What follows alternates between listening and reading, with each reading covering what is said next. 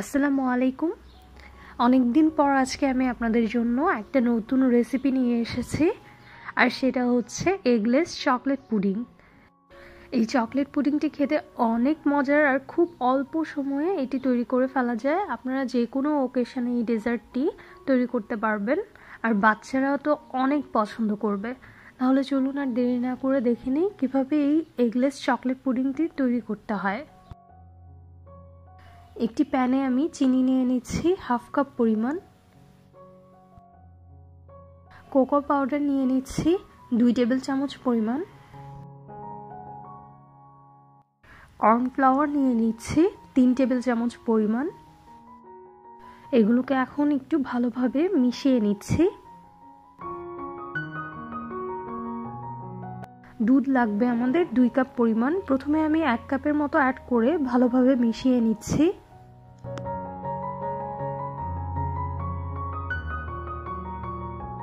এখন আমি বাকি অর্ধেকটুকু মিশিয়ে নিচ্ছি।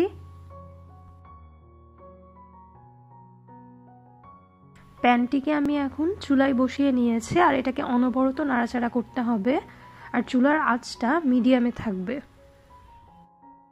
এখানে আমি 3 টেবিল চামচ পরিমাণ কনডেন্সড মিল্ক নিয়েছি। কনডেন্সড মিল্কটা এখন আমি এর মধ্যে দিয়ে দিচ্ছি।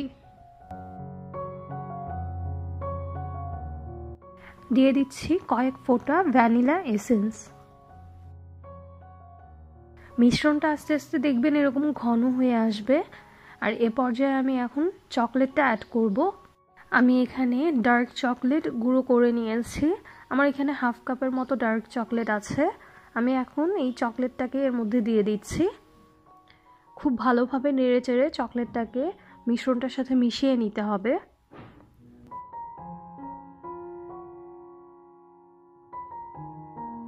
এটা যখন দেখবেন যে এরকম ঘন হয়ে আসবে, তখন এটাকে নামিয়ে নিতে হবে। এটা ঠান্ডা হলে আরও একটু ঘন হয়ে আসবে।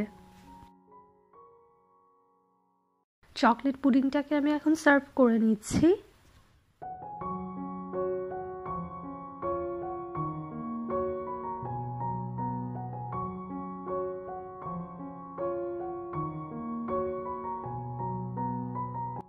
আমি ওপর দিকটায় কিছু চকলেট স্প্রিঙ্কলস দিয়ে দিচ্ছি। আপনারা এখানে চাইলে চকলেট চিপস অথবা চকলেট গুঁড়ো করেও দিতে পারবেন। এখন এই চকলেট পুডিংটাকে 3 থেকে 4 ঘন্টার জন্য ফ্রিজে রেখে দিতে হবে। এই চকলেট পুডিংটা ঠান্ডা ঠান্ডা খেতেই বেশি ভালো লাগে। দেখলেন তো এই এগলেস চকলেট পুডিংটি তৈরি করা কত সহজ, আর খেতেও অনেক ইয়াম্মি। আমি আশা করছি আমার আজকের রেসিপিটিও আপনাদের ভালো লেগেছে। আমার রেসিপিটি যদি আপনাদের ভালো লেগে থাকে, তাহলে যারা এখনও আমার চ্যানেলটি সাবস্ক্রাইব করেননি তারা এখনই সাবস্ক্রাইব করে ফেলুন, এরকম আরও অনেক সহজ আর মজাদার রেসিপি পাওয়ার জন্য। থ্যাংক ইউ এতক্ষণ আমার সাথে থাকার জন্য। সবাই ভালো থাকবেন, আমার জন্য দোয়া করবেন।